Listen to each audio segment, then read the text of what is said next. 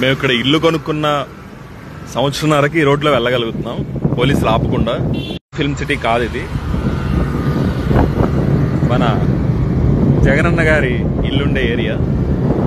ఆయన దెబ్బకి apartment prime living అనేది మూతపడిపోయింది. మానేసి ఇల్లు నిజంగా ఫస్ట్ టైం చూడటం.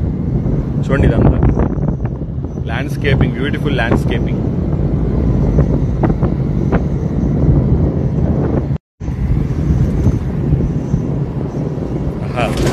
మూడు నాలుగు అంచెలు ఉన్నట్టున్నాయి, నాకు తెలియదు. ఫస్ట్ దగ్గర ఆపేసేవారు అనమాట ఎప్పుడు కూడా. ఓ మై గాడ్, ఇది ఇల్లా లేకపోతే ఏంటిది?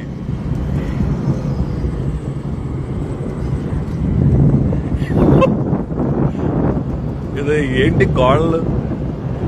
రాజమండ్రి సెంట్రల్ జైలుకి కూడా ఇంత పెద్ద గోడలు ఉండవు. Very bad, very bad. పాపం ఇలా లేనిపోని భయంతో గాలి వెళ్తురు లేకుండా బతుకుంటాడు పాపం ఈయన ఇంత పెద్ద ఇంట్లో ఇన్నాళ్ళు. అదే అనమాట. ఈ రోడ్లో నుంచి వస్తా ఒకసారి దూరంగా చూశాను.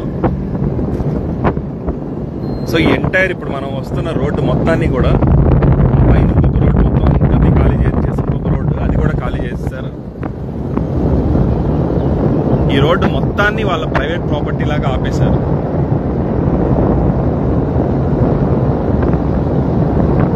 చూడండి, దాదాపుగా 1.5 కిలోమీటర్స్ ఉంటుంది.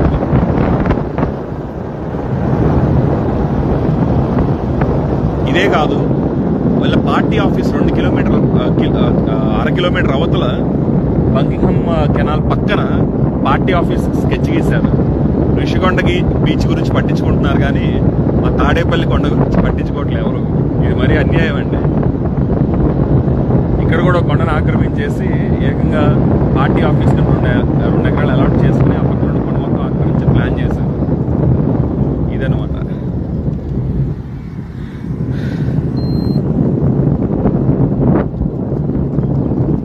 ఈ రోడ్ ఇలా వెళ్ళిపోతే హైవేకి వెళ్ళిపోతాము, మళ్ళా కేఎల్ యూనివర్సిటీకి కూడా డైరెక్ట్గా వెళ్ళిపోతాం. ఇన్నాళ్ళు ఈ రోడ్డుకి మొత్తం యాక్సెస్ లేదు.